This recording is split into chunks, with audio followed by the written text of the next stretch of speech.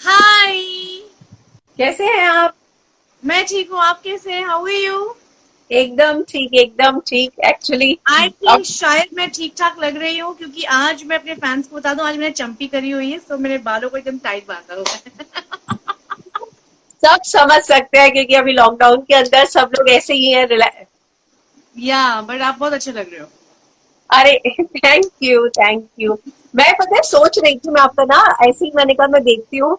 मतलब 2011 में 14 फिल्में, 2014 में 11 फिल्में, एक एक साल में इतना काम किया हुआ है। मैं सोची थी कि रानी के लिए तो घर पे बैठना मतलब ऐसा हो गया होगा कि क्या करूं मैं। मेरे लिए मेरा घर सिर्फ एक होटल की तरह था। मैं अगर मुंबई में शूटिंग हो रही है तो मैं रात को 12 बजे आती थी, सवेरे 6 बजे चली जाती थी। मेरे पापा 1 महीने के लिए छुट्टी पर थे हम्म। और उनके साथ एक भी दिन पूरा बिता नहीं पाई थी मैं, मतलब काम की वजह से। समझ गई मैं। दरअसल मैं बहुत, हम लोग आर्टिस्ट का इंटरव्यू लेते रहते हैं, लेकिन जब मैंने देखा, मैं सच में फैंस को बताना चाहूंगी, 2014 में 11 फिल्में, 2015 में 9 फिल्में, 2016 में 10 फिल्में। तो इतना इतना काम कैसे कर लेती थी आप?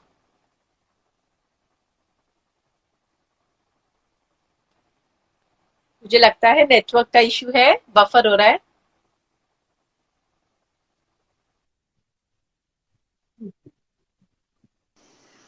3 3 शिफ्ट में भी मैंने काम किया है एक टाइम पे। क्या बात कर रही हैं? तो काम का नशा इतना था या जरूरत थी? जरूरत नहीं थी। खैर देखो क्या है कि अगर पैसे आ रहे हैं तो किसको बुरा लगता है, यू नो। और उस वक्त मैंने इतने सारे प्रोजेक्ट साइन करके रख दिए थे कि सबको एक ही साथ में ही बस फिल्में कंप्लीट करनी थी। वरना मेरा बस चलता तो मैं 1 महीने की छुट्टी लूं, फिर मैं 1 2 महीने शूटिंग पर जाऊं। लेकिन अनफॉर्चुनेटली टाइम नहीं मिल पाता था क्योंकि सारे प्रोड्यूसर्स को उसी वक्त शूटिंग करनी होती थी। हाँ। और लेकिन अगर मैं बात करूं तो कौन सा ऐसा सबसे ज्यादा वक्त रहा था जब आपने बहुत सालों तक ब्रेक ही नहीं लिया था?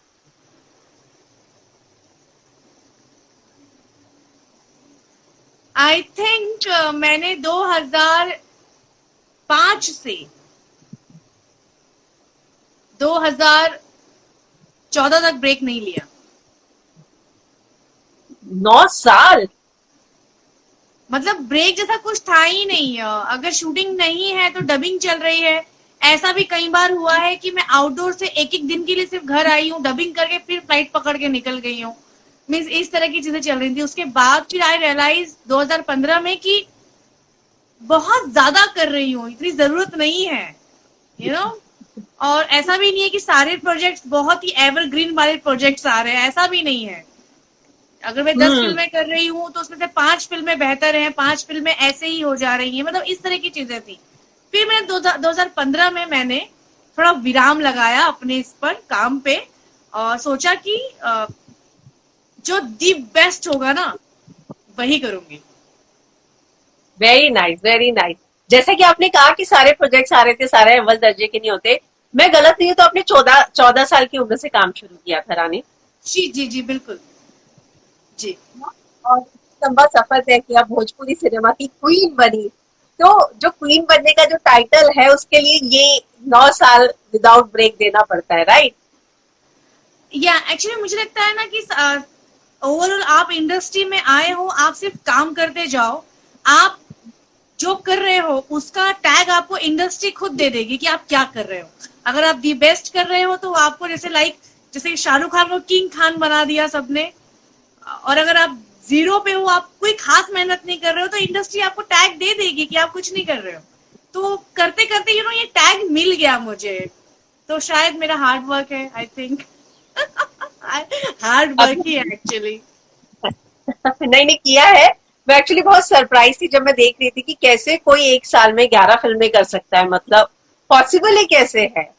मैं बहुत बहुत। सरप्राइज थी, मैं बहुत समय तक ये सोच भी रही थी कि मैं जैसे जरूर एक्चुअली पूछूंगी क्या होता रानी। है ना, हमारी भोजपुरी में सपोज टू अगर मेल ओरिएंटेड फिल्म है तो हीरोइन का काम मोस्टली 70 to 18 days ओनली। अच्छा। यस। हाँ। और फास्ट करना चाहूं तो 12 दिन में भी छोड़ छोड़ सकते हैं हीरोइन को डे नाइट शूट करके। तो उस टाइम में मैं ऐसे ही करती थी। मैं आपको एक बात बताती हूँ। मैं एक फिल्म थी जिसकी शूटिंग के लिए मुझे गुजरात जाना था, और बीच में एक अपेयरेंस का मुझे कॉल आया कि दिनेश लाल निरहुआ के साथ एक अपेयरेंस है, 2 सीन है और एक गाना है। तो मैंने मना कर दिया कि मैं गुजरात में, और उनकी शूटिंग महाबलेश्वर में, तो मैंने मना कर दिया। और गुजरात में जिनकी शूटिंग थी उसके प्रोड्यूसर थे उदित नारायण जी, अपने जाने माने सिंगर। हाँ, हाँ, और महाबलेश्वर में जो शूटिंग थी उनके प्रोड्यूसर थे अभय सिन्हा जी, वो भी काफी बड़े प्रोड्यूसर है हमारी इंडस्ट्री में। तो मैंने यहाँ मना कर दिया, और मुझे पता नहीं कि अभय सिन्हा जी ने सीधा उदित जी को कॉल किया और कहा कि रानी आपके यहाँ है, तो हमें ना 3 दिन के लिए रानी चाहिए। हाँ। तो उदित जी मुझे बता रहे हैं सेट पे कि रानी आपको परसों महाबलेश्वर जाना है। क्यों? कहा ऐसी सी बात है। मैंने कहा नो, कैसे पॉसिबल होगा? मैं शूटिंग करके शाम को पैकअप करके, आप बिलीव नहीं करोगे, बाय कार महाबलेश्वर गई, शूटिंग किया गुजरात से भरूच से महाबलेश्वर, वहां गाना कंप्लीट किया, शाम को 6 बजे पैकअप किया और रिटर्न गुजरात, यहाँ आके गाना कंप्लीट किया, रिटर्न महाबलेश्वर। मैंने कहा भाई आप लोग धन्य हैं, आप लोगों ने तो बात कर ली, लेकिन यहाँ पे मेरी बैंड बज गई। अब 3 दिन जो मैंने गुजरे ना, वो मीन्स इस कदर चीजें लोग छोड़ते नहीं थे कि नहीं रानी जी कर लो, रानी जी कर लो। तो ये प्यार तो भी है, और आई तो थिंक सेट पर डांस के अलावा लाइफ में होना चाहिए। सेट पर डांस के अलावा ये रियल लाइफ में भी डांस ही चल रहा था, इधर उधर उधर इधर। मैं गाड़ी में ही सो रही थी, और उन दिनों तो ऐसा भी नहीं कि व्हाट्सएप इंस्टा सारी चीजें थी। सोचो कितनी कितनी बोरियत फील हुई होगी इस ट्रैवलिंग में मुझे। ये पूछ रहे हैं कौन सा गाना था, आपके फैंस पूछ रहे हैं। परिवार फिल्म होगी जिसमें निरहुआ के साथ मेरा सॉन्ग है। यहाँ पे एक लव बॉय वो जानना चाह रहे हैं कि मस्त राम की शूटिंग कहाँ हुई थी। हाँ, मस्त राम की शूटिंग कहाँ हुई थी? मस्त राम बहुत चर्चा में आजकल। मस्त राम की शूटिंग ऑलमोस्ट मनाली में हुई है और मुंबई में हुई है। और एक बड़ा ही अच्छा सवाल आया है, मैं उसका जवाब देना चाहूंगी। कहाँ गया, अरे यार, दिस इज सक्सेना। आज आपने क्रिस एवन को लव यू बोला। यस। क्या सीक्रेट है? I like you very much. Okay, इसके लिए वो कह रही है कि आपने आज लव यू बोला या नहीं बोला। मैंने आज ही नहीं, मैं उनको हर रोज लव यू बोलती हूँ। रोज लव यू बोलती हूँ। तो इसलिए वो पूछ रहे थे कि आज भी बोला या नहीं बोला। बोला, आज भी बोला। मैं ना आपकी फिल्मों के टाइटल्स कुछ पढ़ रही थी, शेरनी, दुर्गा, नागिन। तो मतलब शेरनी, दुर्गा, नागिन और खतरों के खिलाड़ी में जाने के बाद फिर फर्स्ट राउंड में एलिमिनेट कैसे हो गई? ये सवाल खुद से भी करती हूँ, मेरे फैंस भी करते हैं, और रोहित शेट्टी जी ने भी मुझे बोला कि तुमसे बहुत उम्मीद थी और फर्स्ट राउंड में आउट हो गई। एक्चुअली पूरी टीम को भी ना यकीन नहीं था, हो रहा था कि मैं आउट हो जाऊंगी। वो कहते हैं ना कि शायद लक था या पता नहीं क्या था, कि जिस चीज का डर था उसमें मैंने बहुत अच्छा किया, और जहां मैं बिल्कुल डरी नहीं थी बस वाले टास्क में, वो मैं फिसल गई, गिर गई और मैं उठ नहीं पाई और टाइम खत्म हो गया। It's luck. मैं अगर गलत नहीं हूँ तो आपका पहला टेलीविजन इस तरह से शो था, रियलिटी शो। यस। तो कैसा रहा एक्सपीरियंस? मेरे ख्याल से एक बहुत अच्छी शुरुआत है ये किसी भी एक्टर के लिए, एक रीजनल एक्टर के लिए, एक इतने बड़े शो से शुरू करना। और रोहित सर का इतना सपोर्ट मिला, रोहित सर ने मेरी काफी तारीफ की, इस बात की मुझे बहुत ज्यादा खुशी है। हम देखते थे सेट पर तो मुझे ऐसा लगता था कि सब सिर्फ एक गैंग की तरह है, घूमने गए और एडवेंचर करने के पैसे भी मिल रहे हैं, घूमने के भी पैसे मिल रहे हैं, ऐसा है। हमने बहुत एंजॉय किया। सब लोग इतने अच्छे थे, सब लोग अपनी फैमिली से दूर थे, दोस्तों से दूर थे, तो हम सब गैदरिंग करके घूमने जाते थे, बहुत मस्ती, एक पिकनिक जैसा ही था वो। कुछ मेमोरीज और कुछ शेयर करना चाहेंगे? आपको लगता है कि थोड़ा और रुकी होती तो और ज्यादा मजे आते? ऑफ कोर्स, मैं अगर और रुकती तो मेरे और स्टंट देखने को मिलते, जैसे आगे जो स्टंट आए थे वो मैं कर लेती, मुझे पता था कि मैं उतनी स्ट्रांग हूँ, लेकिन अनफॉर्चुनेटली मैं जल्दी आउट हो गई। और वहां पर भी सब देखना चाहते थे कि मैं अच्छे से अच्छा करूं, जानवरों से डर नहीं था मुझे, मुझे एक भी टास्क नहीं मिला जानवर का। मैं चाहती थी कि मैं स्नैक्स वगैरह का कुछ मेरे को आए मिले मुझे, ताकि मैं भी जानूं कि मैं कितनी स्ट्रांग हूँ, बट हुआ नहीं।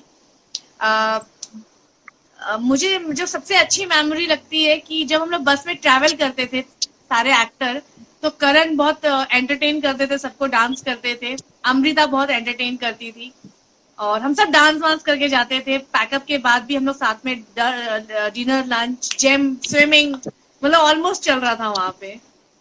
ऐसा कोई और 24 घंटे में सबसे अच्छी बात ये थी कि सिर्फ एक ही टॉपिक का कॉन्वर्सेशन, क्या होगा क्या होगा क्या होगा, कैसे होगा, कौन आएगा, कौन सा जानवर आएगा, ये होगा वो होगा, इसको क्या मिलेगा, उसको क्या मिलेगा, बस यही कॉन्वर्सेशन 24 आवर्स। फियर फंदा। अगर किसी कंटेस्टेंट को देखकर ऐसा लगता है कि मैंने आपने नहीं सोचा था कि इतना अच्छा करेगा, और जितने एपिसोड आपने देखे आप देख के सरप्राइज हुई हो कि अरे।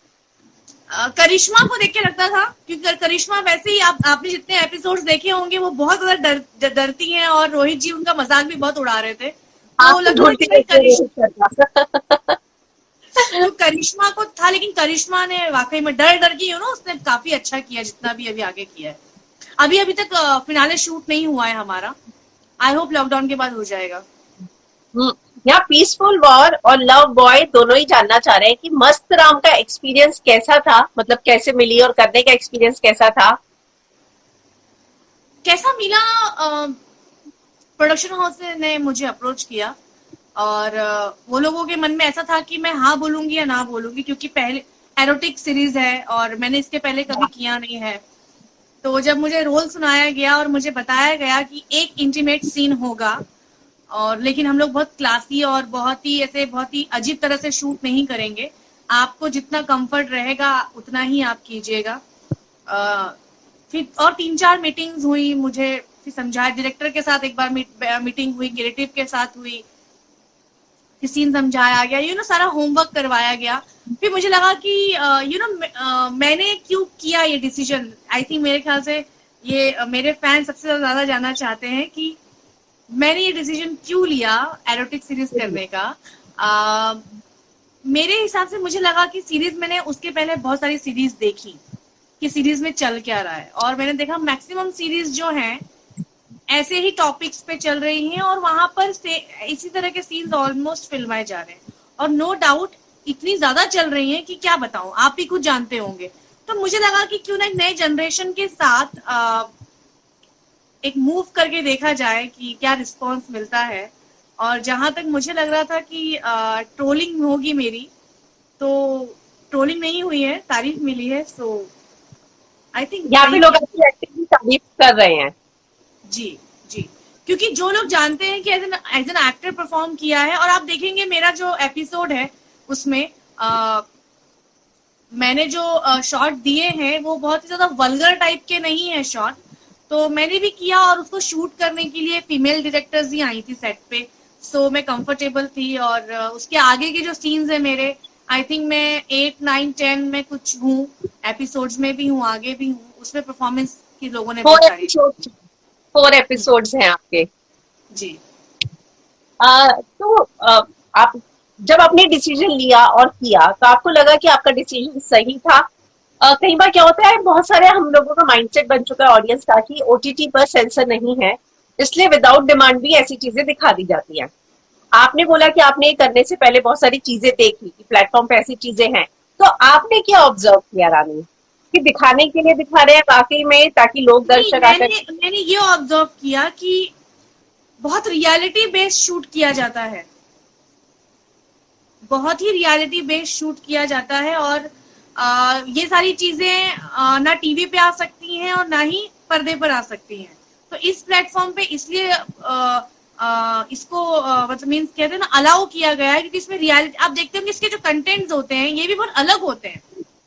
इसमें कोई सपनों का राजकुमार नहीं आ रहा है हीरोइन के लिए, या कोई हीरो के लिए कोई ड्रीम गर्ल नहीं आ रही है, it's very realistic.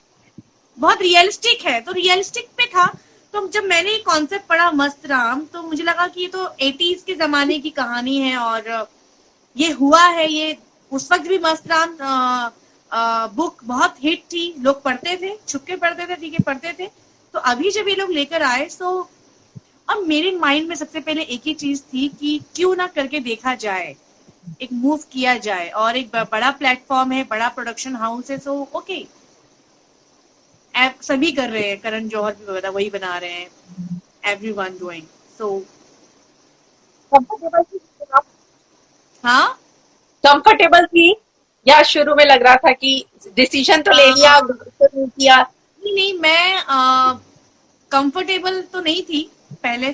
First day, जब फर्स्ट डे सीन शूट हुआ, मैं जाते ही मैंने अंशुमन से कहा कि आई एम वेरी नर्वस, मैंने आज तक किसिंग सीन भी नहीं किया स्क्रीन पे, यार आई डोंट नो मैं क्या करूंगी आज, कितने रिटेक्स दूंगी या पता नहीं होगा नहीं होगा। तो अंशुमन ने बहुत प्यार से बोला कि जो बेटर लगे वही करो, नहीं कंफर्टेबल हो बोल देना, नहीं करना है मुझे, सिंपल सी बात है। जब उसने ऐसे बोला तो मैं ऐसे कॉन्फिडेंट हो गई, मतलब ऐसा मैं बोल सकती हूँ कि फाइन, क्योंकि पहले भी मुझे बताया गया था। और नो डाउट टीम बहुत अच्छी थी, जो डायरेक्टर्स थे कनाडा से आए हुए थे बहुत अच्छे थे, और इतनी कंफर्टेबली हो गया पता ही नहीं चला। अब जब मैं शॉट देखती हूँ तो लगता है माय गॉड कैसा लग रहा है वो शॉट, ओ वाह।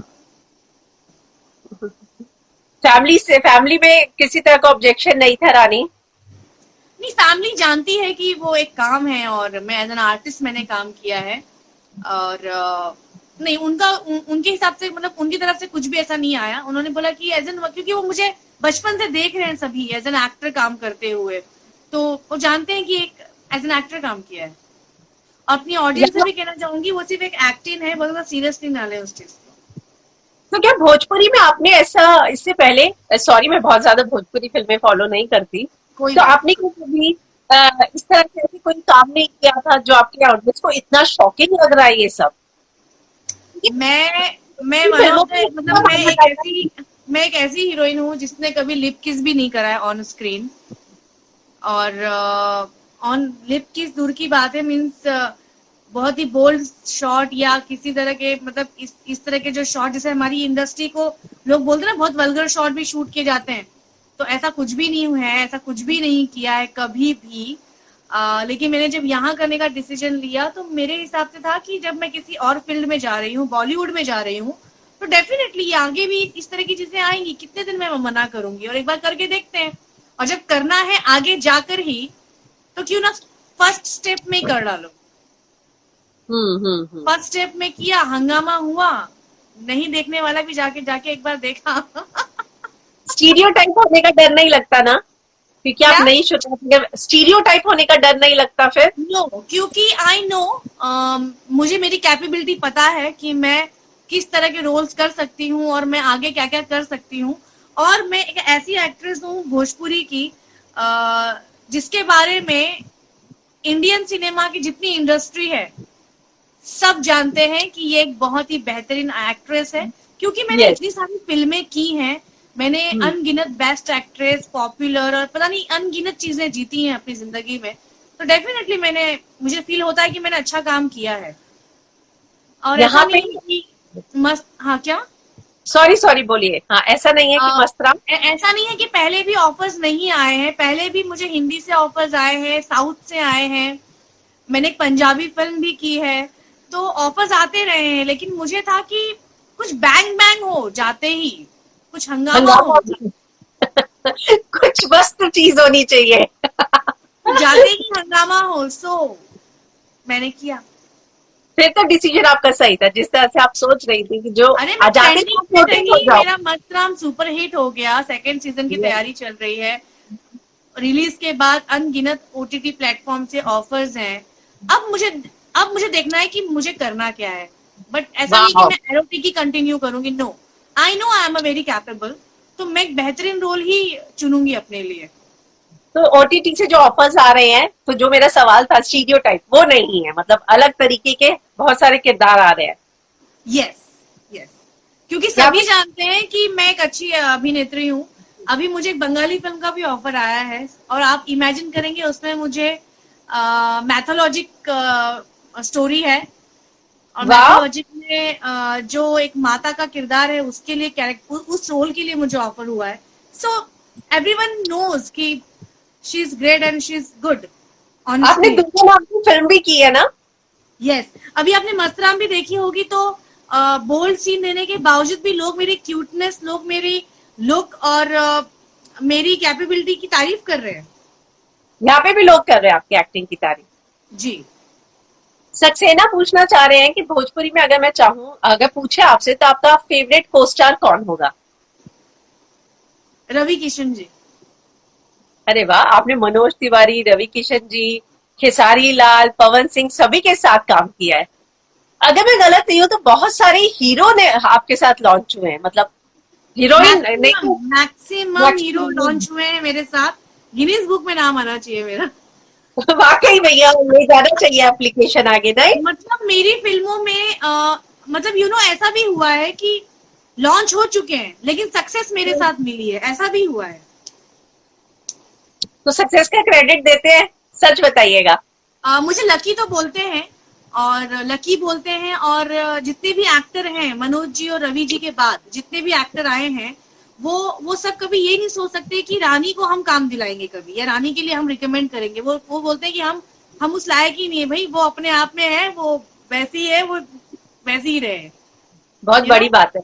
यस, ये कमाना बहुत बड़ी बात है। यस। आपने बोला आपको बंगाली फिल्म का ऑफर आया, मैं गलत नहीं हूँ तो आप मिस कोलकाता भी रह चुकी हैं। No, who said? नहीं? नो नो अच्छा, नो तो नो। मैंने शायद गलत ये पढ़ा शायद होगा। गलत इन्फॉर्मेशन गूगल पे होगी, क्योंकि मैं चैटर्जी हूँ। लोग मेरे नाम से शायद मुझे कनेक्ट करते हैं, बट मैं हूँ मुंबई की। और मैं ये बता दूं, मैं बॉर्न बॉटम मुंबई हूँ। मैं बहुत ज्यादा पढ़ी लिखी भी नहीं हूँ, क्योंकि मुझे पढ़ने का टाइम नहीं मिला। जब पढ़ाई कर रही थी तभी मैं 10th स्टैंडर्ड के टाइम पर ही हीरोइन बन गई थी। और बचपना होता ना, अभी तो हीरोइन बन गए, अब क्या पढ़ेंगे, अब क्या कर लेंगे। तो मैंने पढ़ाई कंटिन्यू की ही नहीं। कौन सी क्लास में थी तब आप? 10th आपने बताया, और कौन 10th से स्कूल स्टैंडर्ड, में? 10th standard. कौन से स्कूल में? वसई में मेरी पढ़ाई लिखाई हुई है, तुंगारेश्वर एजुकेशन सोसाइटी, जो हिंदी मीडियम से पढ़ी लिखी हूँ मैं, जितना भी जो पढ़ाई की है मैंने। बाकी वसई आपने शायद सुना भी होगा नाम, आई डोंट नो। यस लेकिन यस, मैं मुंबई से ही हूँ, वसई। तुंगारेश्वर जो हाईवे है, वहीं पे मेरी स्कूल आती है। अरे वाह, तो ये अचानक से फिल्मों में जाने का डिसीजन कैसे ले लिया था रानी, मेरी पढ़ते लाइफ में पढ़ते? ना सब कुछ बहुत अचानक अचानक होता है एक्चुअली, मुझे ऐसा लगता है कि शायद गॉड गिफ्टेड है चीजें। आप बिलीव नहीं करोगे, मैंने कभी भी कैमरा नहीं देखा था। मैंने कहीं पर डांस नहीं सीखा, ना मैंने कभी ओह। एक्टिंग की कोई क्लास ली। मुझे सिर्फ शौक था ना शूटिंग देखने का। हाँ हाँ। तो मैं शूटिंग देखने जाती थी, और मेरी मुलाकात हुई वहां पर के गोस्वामी जी से। वो बहुत ही बेहतरीन एक्टर है बॉलीवुड के। तो उन्होंने मेरा नाम रिकमेंड किया डायरेक्टर के सामने कि एक लड़की है, बड़ी छोटी सी है, स्कूल पढ़ती है, उसको कितना सहेली का रोल दे दीजिए, वो बड़ी खुश हो जाएगी, उसको शूटिंग देखने का बहुत शौक है। तो डायरेक्टर ने कहा ठीक है, भेज देना। तो जब मुझे भेजा गया, मम्मी और मैं गए, तो I don't know Ajay Sinha ji के मन में क्या आया, उन्होंने मुझे एज अ हीरोइन ही साइन कर लिया फिल्म के लिए। अरे वाह, वो फिल्म थी ससुरा बड़ा पैसा वाला। सो की पहली और फिल्म 2000। जब तक मैं सेट पे नहीं पहुंची हूँ, शूटिंग शुरू नहीं हुई, तब तक भी मुझे लग रहा था कि किसी में मजाक हो रहा है मेरे साथ, और कुछ इससे बड़ा और कुछ नहीं हो रहा। मतलब लोगों को कितने पापड़ बेलने पड़ते हैं और आपको फिल्म। कोई पापड़ ये नहीं बेला मैंने, कोई स्ट्रगल नहीं स्ट्रगलिंग नहीं देखी मैंने। और उसके बाद भी ये सोची ना कि एक फिल्म इस तरह मिल जाना, और भोजपुरी फिल्म जो शायद ही उस वक्त लोग देखते थे, और उस फिल्म का हिस्ट्री क्रिएट कर देना, तो ये खुदा ये सब डेस्टिनी होती है आई थिंक। यस। यहाँ पे लोग कह रहे हैं आपकी अगली मूवी कौन सी है भोजपुरी में? मेरी अगली 3 फिल्में अभी आ रही हैं। लेडी सिंघम जो एक्शन फिल्म होगी, और पंचाली, पंचाली एक बहुत ही ड्रामा वाली फिल्म होगी। और आफ्टर लॉकडाउन में सबसे पहले शुरू करूंगी मेरी नई फिल्म श्रीमान श्रीमती। अरे वाह, तो लेडी सिंघम के लिए रोहित शेट्टी से कुछ लिया था या नहीं? कोई टिप्स नहीं लिए मैंने उनको। मैंने एक बहुत मजेदार बात हुई थी। रोहित जी मुझे मिले लॉन्चिंग पे खतरों के खिलाड़ी, और उन्होंने बोला रानी तुम्हारा मैंने एक वीडियो देखा। मैं कौन सा सा? मैं बड़ी एक्साइटेड हो गई, कौन सा सा? बोलता सांप के साथ क्या कर रही थी। मेरा एक वीडियो बड़ा वायरल हुआ था इच्छाधारी फिल्म का, वो सांप मेरे भागी। कुर्ते में आ जाता है और बाहर निकलता है। तो मैंने सोचा ओ नो सर, मैं यही देखा, मतलब क्या करें सांप के साथ। मैंने कहा सर मेरी एक फिल्म भी आ रही लेडी सिंघम। तो बहुत हंसे, ओ लेडी सिंघम। मैंने कहा हाँ सर। तो मतलब मुझे लगता है सिंघम नाम अगर बोले तो अजय देवगन याद आ जाते, तो ऐसे में लेडी सिंघम मतलब बहुत बड़ा चैलेंज ले लिया आपने तो। बिल्कुल बहुत बड़ा चैलेंज। और जब ये कास्टिंग हुई, जब इस फिल्म को शुरू किया गया, तो पूरी टीम का एक ही कहना था कि इस टाइटल को अगर कोई जस्टिफाइड कर सकती हो तो सिर्फ है रानी चैटर्जी। सो मैंने किया। और पंचाली फिल्म अगर मैं गलत नहीं हूँ तो पवन जी के साथ आ गई, जिसकी काफी समय जी से जी, चर्चा है। पंचाली अभी पवन जी के साथ अभी तक कोई फिल्म प्लान नहीं है हम दोनों की, क्योंकि वो और मैं एक बहुत ही पॉपुलर पेयर रहे हैं हमेशा से, और हम दोनों का काफी हिस्ट्री भी है। तो हम चाहते हैं कि हम कोई बेहतरीन फिल्म के साथ आए, बहुत ही कमाल की फिल्म हो, जो आते ही हो ना धमाका करे। तो उस चक्कर में हमको अब तक कुछ मिल नहीं पा रहा करने के लिए। अभी आप एक वायरल वीडियो की बात कर रही थी नागिन वाला, एक वायरल वीडियो जो है ना आजकल हो रहा है, दुश्मन बना जमाना भी, हाँ, जो आपको और खिस। आई डोंट नो वो सॉन्ग कैसे वायरल हो रहा है। मैं खुश हूँ, वो मेरा फेवरेट सॉन्ग है, सैड सॉन्ग है। उसमें बारिश वारिश का यस। मेरा कुछ शॉट है, तो कभी भी कुछ भी हो सकता है। तो खेसारी जी के साथ अगर मैं कहूँ तो किस तरह की बॉन्डिंग है आपकी, क्योंकि बिग बॉस 13 में आपके साथ साथ उनका भी नाम था, पवन जी का भी नाम था, तीन चार नामों की चर्चा थी कि 13 में आएंगे, लेकिन जी जी, खेसारी जी है। मेरी चर्चा हर साल होती है। मैं चर्चा में हमेशा बनी रहती हूँ और मुझे अच्छा लगता तो चर्चा के अलावा वो जो आता है ना फॉर्म कॉन्ट्रैक्ट वाला, उसे भी एक बार साइन कर लीजिए। कर भी लिया था, वो मैंने कर भी लिया था, और ये भी था कि बस इस बार जाना ही है। लेकिन अनफॉर्चुनेटली खतरों के खिलाड़ी आ रहा था मेरा ऑलरेडी। सो मैं नहीं गई, मगर मुझे खुशी हुई कि हमारी इंडस्ट्री से खेसारी जी गए। और खेसारी जी और मेरी बॉन्डिंग अगर देखी जाए तो ऐसी है कि वो उनको इतना अधिकार है कि वो किसी भी वक्त मेरे घर आ धमक सकते हैं। अरे वाह, मतलब कभी इतना कभी ये। कभी क्योंकि घर बहुत नजदीक है हम दोनों के। कभी कभी ऐसा भी हुआ है कि मैं सोकर उठी और ऐसे बैठी हुई हूँ हॉल में जाके, और वो उन्होंने बेल बजाई और आवाज दी और दूध वाला आ गया, डोर खोलो। अरे दूध वाला कौन है? देखा था खेसारी जी। तो मतलब इस तरह की बॉन्डिंग है हम दोनों में। हम्म। अच्छा, तो खेसारी जी मुझे उनका से जानना चाहूंगी कि क्या वो अपनी वाकई में टीवी से इतना डरते हैं जितना हमने बिग बॉस के घर के अंदर देखा था। बीवी से कौन नहीं डरता है? अच्छा, सच बीवी में। से कौन नहीं डरता है? खेसारी जी बीवी से बहुत ज्यादा प्यार करते हैं, बहुत ही ज्यादा प्यार करते हैं। और चूंकि उनकी बीवी भी बहुत अच्छी है, बहुत सुंदर है, लेकिन मुझे लगता है कि ये एक ऐसी चीज है ना कि वो तो डरते ही होंगे, डेफिनेटली डरते होंगे। आपने फॉलो किया था जब वो गए थे घर के अंदर? ऑफ कोर्स मैंने फॉलो किया, मैंने वोट किया उन्हें, और उनके निकलने के बाद भी फॉलो किया है मैंने बिग बॉस को, क्योंकि एक अटैचमेंट तो थी ही। और पल पल एक ख्याल आता था कि अगर मैं होती तो पता नहीं मेरा क्या हो रहा होता।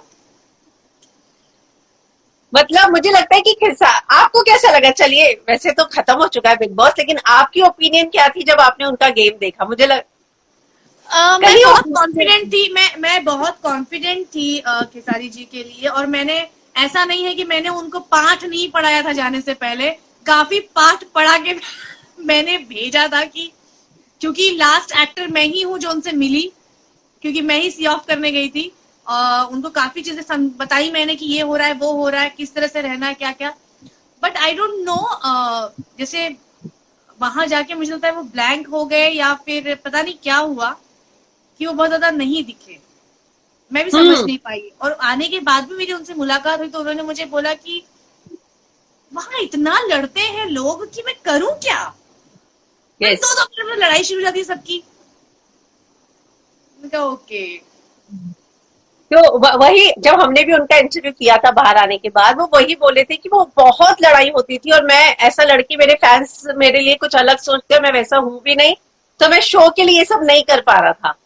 हाँ, वो ऐसे है नहीं, वो ही इज एंटरटेनर। वो हंसा सकते हैं, वो गा सकते हैं, लेकिन बोलते मैं हंसाऊं कब और गाऊं कब? जब 2-2 मिनट में वहां झगड़ा हो रहा है तो करूं क्या वहां पे? हम्म। तो या जैसे कि आपको मैं अगर। हूँ, जैसे कि हाँ मैं हाँ। हूँ, अगर मैं रहूं या मैं जाऊं, तो डेफिनेटली लोग, मैं ये बिल्कुल नहीं सोचूंगी कि बाहर के लोग क्या सोचेंगे मुझे देख के, वहां जो होगा मैं तो भिड़ जाऊंगी सीधा, जो मेरा बिहेवियर है। पर उन्होंने सोच समझ करके वहां पे वो नहीं भिड़े कि भाई नहीं अपने को बाहर भी निकलना है। तो मैं वैसी नहीं हूँ कि मैं सोचूंगी, मैं कुछ नहीं सोचूंगी। तो इस साल का अगर ऑफर आता है आपको, हमने सुना है कि आपको और पवन जी दोनों को आने वाला है, क्योंकि ये लोग चाहते ही हैं कि अंदर दो ऐसे लोग आए जिनके बीच में आपस में भाई लड़ाई भी दिखे। पवन जी और अगर मैं बिग बॉस जाते हैं एक साथ, किल, किल, या तो मेरा किल या फिर उनका किल, या फिर पब्लिक का बाहर किल।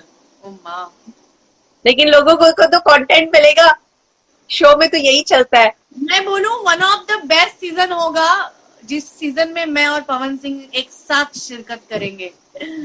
माय गॉड, मैं सोच के अजीब सा लग रहा है मुझे।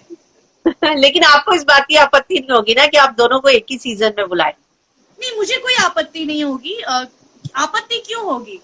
हाँ, एक बात है कि हम दोनों के बीच जो कुछ होगा वो पूरी दुनिया देख रही होगी, अभी तो सिर्फ हम दोनों ही जान रहे होते हैं यस। कि क्या वॉर चल रहा है या क्या चल रहा है।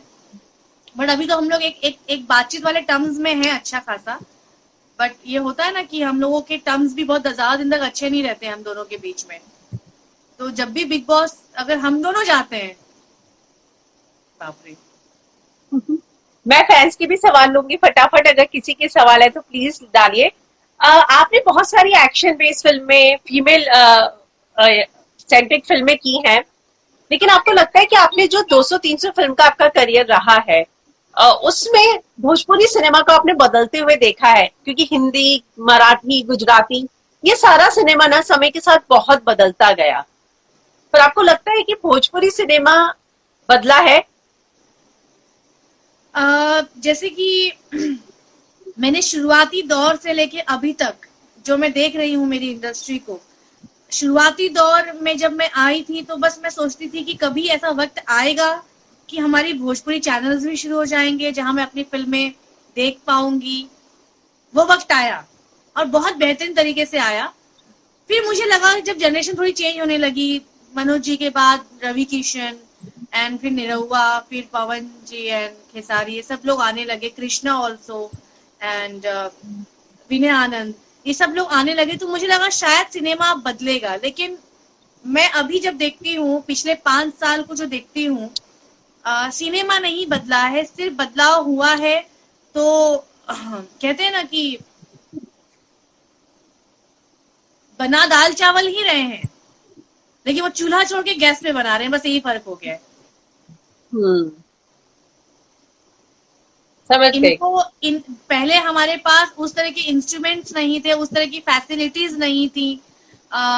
मतलब जो मैं कहना चाह रही हूँ, हमें उस वक्त में वैनिटी वैन्स भी नहीं मिलती थी हम हीरोइंस को कॉस्ट्यूम चेंज करने के लिए। आप बिलीव नहीं करेंगे, मैंने या उस टाइम की जितनी एक्ट्रेसेस रही हैं, पाखी हेगड़े, रिंकू घोष, हम सब एक्ट्रेसेस ने झाड़ के पीछे जाके चेंज किया है शूटिंग के दौरान। तो उस समय में यस, उसके बावजूद वो फिल्में बहुत सुपर हिट होती थी। उतनी फैसिलिटीज नहीं थी। आज बस फैसिलिटीज में है, बड़ा फ्लोर है, डिस्को डिस्को गाना हो रहा है, लेकिन वो बात नहीं आ पा रही जो होनी चाहिए। कॉन्सेप्ट नए नहीं आ पा रहे जो होना चाहिए, जो मैं सोचती हूँ। और 2014 में मैंने जो सोचा कि यार मैं एक ही तरह की चीजें कर रही हूँ।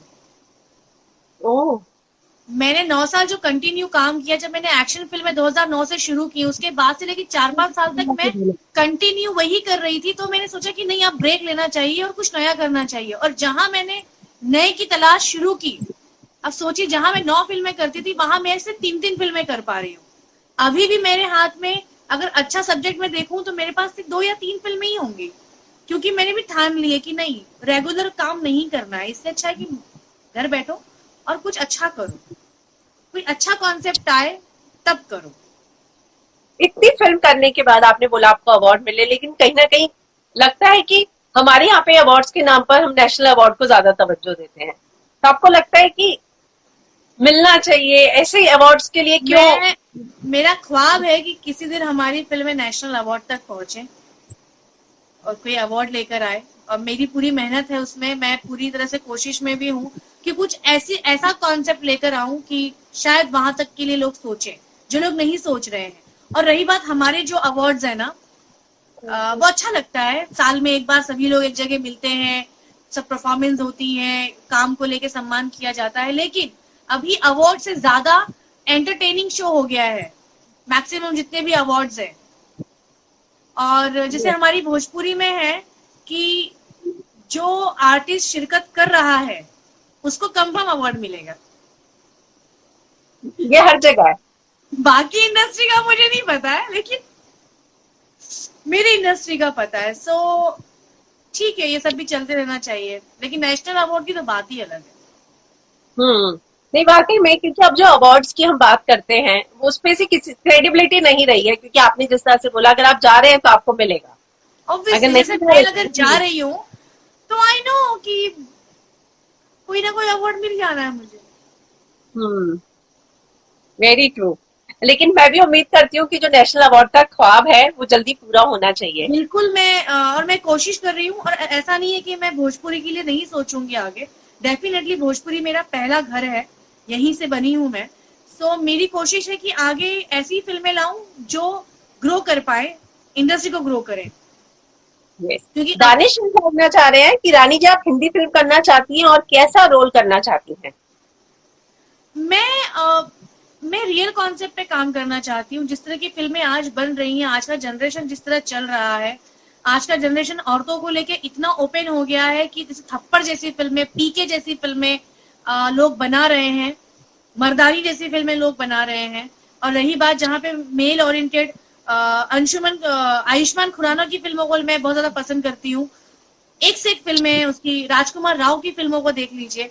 तो मैं चाहती हूँ ना कि इस तरह की रियलिटिक कुछ चीजें बने हमारी भी इंडस्ट्री में, जहां पर जरूरी नहीं हो कि हीरो की एंट्री एक एक्शन फाड़ू एक्शन से ही हो, हीरोइन की एंट्री ला ला ला ला, ला करते ही हो। नो, थोड़ा सा मैं मैं आप समझ गए होंगे, या दानिश आप समझ गए होंगे मैं किस तरह के कॉन्सेप्ट की बात कर रही हूँ। दानिश आपसे ये भी जानना चाह रहे हैं कि आप शादी कब करेंगी?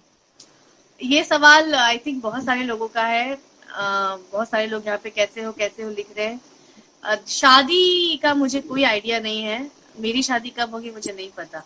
बट जब भी होगी मैं ढिंडोरा पीट के सबको बताऊंगी कि शादी कर रही हूँ। यहाँ पे एक परी का मैसेज आया था कि आप, अगर आपको गाने म्यूजिक वीडियो बोले जाए हिंदी में, क्या क्या क्या? तो अगर आपको हिंदी में कोई म्यूजिक वीडियो बोला जाए, आज क्वेश्चन में कुछ लोगों ने सवाल भेजे थे, तो परी ने ये सवाल भेजा था, तो आप किसके साथ म्यूजिक वीडियो करना पसंद करेंगे? आपके पास 3 ऑप्शन है, सिद्धार्थ, आसिम या पारस। अगर आपने बिग बॉस देखा है तो ही आप समझ पाएंगे ये सवाल। सिद्धार्थ। सिद्धार्थ के साथ कोई अगर खास मेरे कारण? पास ऑप्शन में आसिम और पारस हैं तो definitely Siddharth Shukla. He is awesome, he is excellent.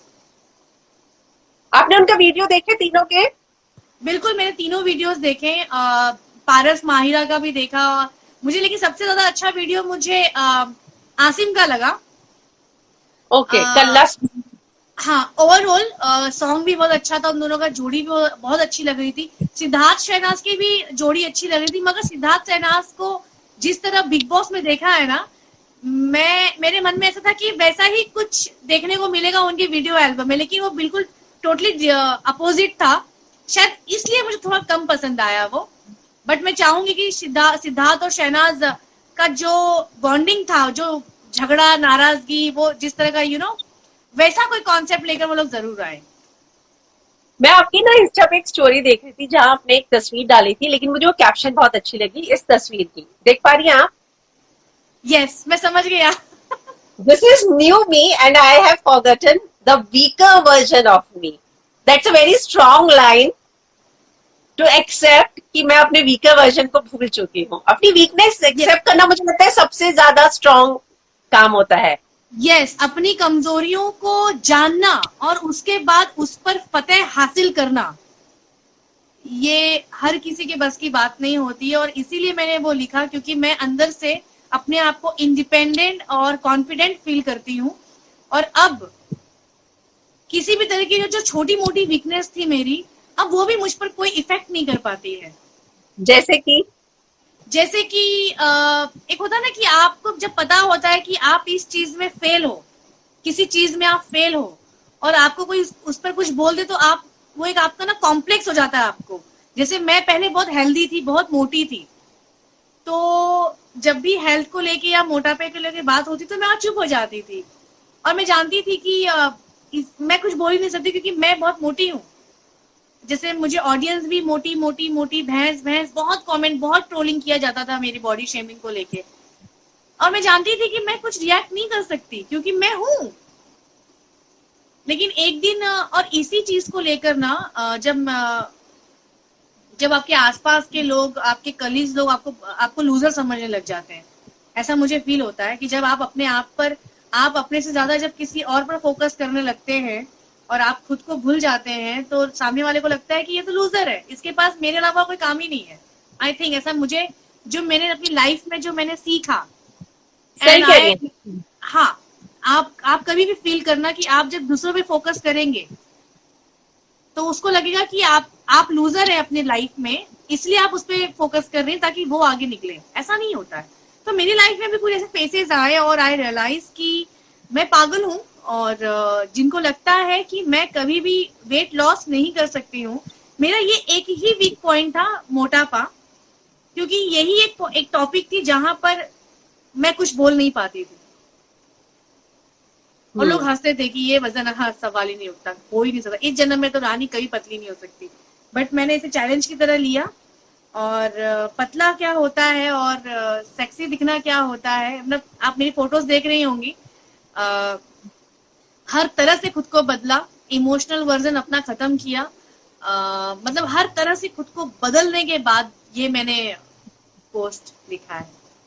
Yes, मुझे बहुत अच्छा लगा एक्चुअली ये कैप्शन जो आपने लिखा था। बहुत सारे आपने डाले लेकिन मुझे बहुत ही अट्रैक्टिव, बहुत ही ज्यादा लगा। मैंने अपनी कभी एक एज को लेकर भी लिखा था, आप इसी बीच में यस, होगा। मैंने देखा। आ, हाँ, वो भी उसको लिखने का एक रीजन था। आ, जैसे मैं बहुत कम एज में आई, इसलिए लोगों को लगता है कि मेरी एज शायद ही 40+ होगी। यस, 40+ होगी। जैसे आई एम नाउ 31, ओके। और मैं कभी भी शर्माती नहीं हूँ। और अभी जिस जो जनरेशन चल रही है, हॉलीवुड से लेके बॉलीवुड एक्टर सब अपनी एज पर लेके खुलकर बात करते हैं। वो पुराना जमाना रहा नहीं कि हम अपनी एज नहीं बताएंगे, हम तो 16 साल के ही रहेंगे। नो, मैं भी उन हॉलीवुड और बॉलीवुड की एक्ट्रेसेस को फॉलो करती हूँ। इस मामले में मैंने अपनी एज हमेशा ओपनली बताई है। लेकिन होता है ना कि हमारी इंडस्ट्री में अभी जैसे लोग ढूंढते हैं कि रानी के लिए नेगेटिव बोलना क्या है। अब मोटापा था, वो तो खत्म हो गया, अब करें क्या। अब सबसे ज्यादा जिद उम्र है बजने वाली, वो। अब तो अब पकड़ते हैं, एज पर आ जाते हैं। एक और इसलिए टॉपिक पढ़ा मैंने, बहुत पॉपुलर टॉपिक था वो भी, क्या, कि आपकी को फिल्में मिलना बंद हो गई है पवन सिंह पर जब आपने इल्जाम लगाया। उसके बाद भी आपको बहुत ज्यादा लिखा गया आपके सोशल मीडिया पर, लेकिन आपने अच्छे जवाब दिए थे, वो भी मैंने पढ़े। क्या क्या क्या हुआ, ये उस टाइम की बात होगी जब मेरा और पवन का झगड़ा हुआ था। उसके बाद जो आपको फिल्में मिलनी बंद हुई, कम हुई, इस तरह से भी आपको लिखा गया, लेकिन आपने नहीं उनको भी जवाब नहीं, दिया। फिल्में, हाँ, फिल्में मिलना बंद नहीं हुई थी कभी भी। मेरे पास उल्टा, मैंने पवन सिंह के झगड़े के बाद मैंने ज्यादा काम किया है इंडस्ट्री में। पवन सिंह और जब मेरा झगड़ा हुआ था तब एक चीज हुई थी कि पवन जी के साथ मैंने कम से कम अनगिनत फिल्में साइन करके रखी हुई थी। मुझसे अगर झगड़ा नहीं होता तो शायद साइन थी। तो जब झगड़ा हुआ और चीजें हम अलग हुए, या जो भी हमारी बातचीत बंद हुई और डिसीजन लिया गया कि काम नहीं करेंगे साथ में, तो मैंने सारी फिल्में छोड़ दी। अब जब मैंने सारी फिल्में छोड़ दी तो मैं एक साथ में 7 महीने फ्री हो गई। और फिर मैंने सोचा कि 7 महीने अब कुछ और ना करके चुपचाप घर में बैठा जाए, उसके बाद वापस एंट्री ली जाए। और 7 महीने मैंने कोई काम नहीं किया। और मुझे याद है मेरी फिल्म रिलीज हुई थी दामिनी। और मुझे अभी तो क्या सोशल मीडिया पे मालूम पड़ जाता है बॉक्स ऑफिस वगैरह पे क्या चल रहा है क्या नहीं। उस वक्त 2009-2010 में फेसबुक ये सब में वजह मैं थी नहीं वहां पे, फेसबुक वगैरह पे। तो रवि किशन जी का कॉल आया और बोला कि हो कहाँ तुम। मैंने कहा मैं घर पे हूँ। यार तुम कोई फिल्म नहीं इस वक्त क्या। मैंने कहा मैंने सारी फिल्में छोड़ दी, तो अब मैं फ्री हूँ, तो आगे देखती हूँ। पागल हो, तुम्हें पता है क्या हो रहा है बिहार में, क्या हो रहा है यार। तुमने बैंड बजा रखी है सबकी, तुम्हारी फिल्म इतनी बड़ी हिट है दामिनी, मुझे तो यकीन नहीं, मेरे को तो फोन आ रहे हैं। मैंने कहा सीरियसली। बोलते तुम दुनिया के बाहर की लड़की हो एकदम से, और तुम फटाफट तुम शुरू करो काम अपना, हो गया तुम घर बैठे बैठे बहुत हो गया, अब शुरू करो, तुम्हारे पास लाइन लगेंगी अभी फिल्मों की। और मैंने कहा मुझे तो पता ही नहीं ये सब हो रहा है बाहर। मतलब मेरी दामिनी ने 2.5 करोड़ से ज्यादा का बिजनेस किया था उस वक्त में, और उसके बाद जब मैंने शुरू किया तो मैं रुकी ही नहीं कभी। वाह, वेरी नाइस। यहाँ पे लोग कह रहे हैं कि मैडम ये बता दीजिए कि मस्तराम 2 में आप होंगी या नहीं होंगी। मुझे लगता है ये लोग लेट आए हैं। मसराम 2 में आप हैं या नहीं? मसराम 2 में मैं हूँ, क्योंकि मसराम के 5 कैरेक्टर्स हैं जो कंटिन्यू है सीरीज में। मसराम जब भी बनेगी मैं रहूंगी। लव यू रानी जी, लानी जी, आपको, आप हमें बहुत अच्छी लगती हैं। बहुत सारे आपके लिए बहुत सारे कॉम्प्लीमेंट्स आ रहे हैं। वो कह रहे हैं कि आपके वजन से कोई फर्क नहीं पड़ता, आप हमेशा अच्छी ही हैं, आप भोजपुरी क्वीन हैं। तो आपके थैंक फैंस, मैंने देखा, आपको बहुत प्यार करते हैं। मेरे फैंस हमेशा मुझे प्यार करते हैं, मेरे फैंस। और मैं थैंक्स बोलना चाहूंगी कि मैं जब अपनी पुरानी फिल्में देखती हूँ ना, मैं सोचती हूँ कसम से यार ये प्यार अंधा होता है। मुझे इस बॉडी में इतना प्यार मिला है, मीन्स वाकई में प्यार अंधा होता है भाई। आप लोगों ने मुझे इतना प्यार दिया। अभी अभी जब इतनी मेहनत करने के बाद कुछ लोग लिखते हैं अभी आप चूजा हुआ आम लगती हो, क्या कर लिया है खुद को, इतना दर्द होता है ना मुझे दिल में। कितना वेट लॉस किया, कितने समय में? मैंने 2019 में शुरू किया जनवरी में। तभी मैं थी बस 80 को पहुंचने वाली थी, और मैं खुद को देख के डर गई थी वजन काटा पे, क्योंकि मैं वजन देखती नहीं थी अपना कभी भी। लगता था कि फिट हूँ, फाइन हूँ, I am very happy, you know, ऐसा कूल डूड वाला एटीट्यूड। देखा 80 किलो, बाप रे, देखा दिल में धक्का सा लग गया था मेरे, और रोई बैठ के, बहुत रोई, और कहा कि नहीं अब गिव अप नहीं करूंगी, इस बार करना है। मैंने जनवरी में स्टार्ट करा और अप्रैल तक मैं 64 पर आ गई थी। अरे वाह, वेरी नाइस। यहाँ पे लोग और कह रहे हैं आप अभी मैंने चश्मे लगा दो। और अभी मैंने अब मेरा वेट अप डाउन होता रहता है, क्योंकि मुझे ऐसा फील होता है कि बहुत ज्यादा लीन हो जाऊंगी तो शायद ऑडियंस एक्सेप्ट ही नहीं कर पाएगी, जैसे अभी भी नहीं कर पा रही है। मैं अगर इतनी पतली हुई हूँ तो उन लोगों को यकीन ही नहीं हो रहा है, बोलते हैं कोई पुरानी रानी आ गई है। ऐसा कई बार होता है, मैं जब लाइवली जाती हूँ तो लोग बोलते हैं कि आप रानी जी है ना, सच में ऐसा भी होने लगा है अभी तो। पर ठीक है, मुझे लगता है हेल्थ के हिसाब से भी कई बार कॉल लेना पड़ता है कि जैसा कि आपने कहा कि आज की हाँ। जनरेशन है, जनरेशन के हिसाब से अमित जी ने भी निशब्द की थी जनरेशन के हिसाब से। हाँ। अमित जी भी पीके कर रहे हैं अभी। सो जनरेशन के हिसाब से चेंज होना कोई बहुत बड़ी बात नहीं है, और ये तो मेरे लिए बहुत बड़ा चैलेंज था पतला होना, क्योंकि सो कॉल्ड एक्ट्रेसेस बड़ी पीछे लगी रहती है इंडस्ट्री की। हम्म। रानी, आपसे सच में बात करके बहुत अच्छा लगा। मैं मेरे को जाने से पहले लेकिन आपसे कोई एक गाना जरूर सुनना चाहूंगी, आपके यहाँ पे फैंस हैं, अगर आप कंफर्टेबल हो तो। बिल्कुल बिल्कुल, मैं जब भी लाइव होती हूँ मैं गाना जरूर सुनाती हूँ। और मैं कौन सा गाना सुनाऊं, दोस्तों के ऊपर ही मैं अक्सर गाना सुनाती हूँ, तो आज भी आपके लिए, मेरे सारे दोस्तों के लिए, मैं कुछ दोस्तों के नाम ले लेती हूँ पहले, बेचारे कब से मुझे Yes. लिख रहे हैं। समर्थ, ये तो कोई अलग ही लैंग्वेज में लिख रहे हैं, ये कल ये पता नहीं कौन है। रजन गुप्ता हाय, नीलेंद्र, योगेश कुमार हाय। चलिए मैं आप लोग के लिए गाना सुनाती हूँ, आपके लिए भी। थैंक यू, सच में आपसे बात करके बहुत अच्छा लगा। मुझे भी बहुत अच्छा लगा। और अच्छा, मेरे विवेक, हाय विवेक। वैसे क्रिस इवेंट के बारे में जो लोग जानना चाह रहे हैं, मैं बता दूं कि मैं उसकी आप डाई चाहे हार्ट। कुछ सवाल ले लीजिए अपने फैंस के, वो लोग भी खुश हो जाएंगे। कौन है राजदार? विवेक। तुम्हें बता के क्या करूं विवेक, एक्चुअली मेरा दोस्त है, मुझे छेड़ रहा है। अच्छा। राकेश हाय, राम यादव, वैसे सब मुझे हेलो हेलो ही कर रहे हैं। आप सभी को एक साथ हेलो, और आई होप आप लोग को मजा आया होगा हमारा ये कॉन्वर्सेशन सुन के। आज मैंने ऐसी कई बातें की हैं जो मैंने इसके पहले नहीं की हैं। मुझे ऐसा लगा। यस, क्योंकि आपने बिल्कुल अलग अलग तरह के सवाल तैयार किए हुए थे, जो बहुत ही कम लोग मुझसे पूछते हैं पवन जी को लेके या फिर जो भी हमने बातें की। सो मुझे भी बहुत अच्छा लगा अपने बारे में बता के। एक्चुअली अ, मुझे लगा कि रानी चटर्जी क्वीन ऑफ भोजपुरी हर कोई जानता है, लेकिन क्वीन ऑफ भोजपुरी बनने के लिए कितनी चीजें लगती हैं, कैसे पहुंचा जाता है, क्या स्ट्रगल रहता है, ये बहुत कम लोग बताऊं जानते मैं आपको, फिल्म तो मेरी सुपरहिट हो गई थी, पहली फिल्म। और मैं हैं। जिस एज में थी या जिस फैमिली से थी, हमारी फैमिली में कोई फिल्म लाइन का नहीं है, ये मैं पहली हूँ। तो हमें पता ही नहीं होता था कि फिल्म हिट हो गई कि नहीं हुई, या गाने हिट चल रहे हैं या नहीं चल रहे हैं, हमें कुछ खबर ही नहीं होती थी। 1 साल के बाद मालूम पड़ा कि मेरी फिल्म सिल्वर जुबली होने जा रही है। उसके हम्म। बाद फिर डिसाइड किया कि अब कंटिन्यू करेंगे यहाँ पे। और उसके बाद जो मैंने स्ट्रगल किया है, हर एक्ट्रेस को ना साबित करना पड़ता है कि मैं बेहतरीन हूँ, मैं अच्छा काम कर सकती हूँ। तो ये स्ट्रगल मेरे ख्याल से हर एक एक्ट्रेस करती है, सो वो मैंने भी किया है। यहाँ पे हिमांशु ने एक बहुत अच्छी चीज लिखी है, कोरोना वॉरियर्स पे कुछ बोल दीजिए। हमने लोग लॉकडाउन, कोरोना कोरोना वॉरियर, वो कह रहे हैं इस पे कुछ बोल दीजिए रानी मैडम। बिल्कुल, मैं डेली अपडेट्स देखती हूँ कोरोना को लेकर। मैं अपनी हिंदुस्तान की जनता से, जो वाकई में सीरियसली घर में बैठी है, मैं उन्हें भी एक तरफ से एक सिपाही कह रही हूँ। और मैंने अपडेट भी किया है कि इस वक्त ये समझो कि आप अपने घर की रक्षा कर रहे हैं घर में बैठ के। और यस। नो डाउट, इस वक्त कोरोना से पहले या अभी भी हिंदू मुस्लिम कुछ ज्यादा ही लोग करते हैं। लेकिन जब कोरोना लॉकडाउन शुरू हुआ है, तब से लेकर अभी तक आई थिंक किसी ने हिंदू मुस्लिम किया है। जहां जिसको जरूरत पड़ रही है वहां लोग खड़े हैं, सारे लोग खड़े हैं। तो मेरा सल्यूट है उन लोगों को। और लॉकडाउन में आई नो बहुत बोरियत हो रही है, हम सबको भी हो रही है, इसलिए हम लोग रोज लाइव आ रहे हैं।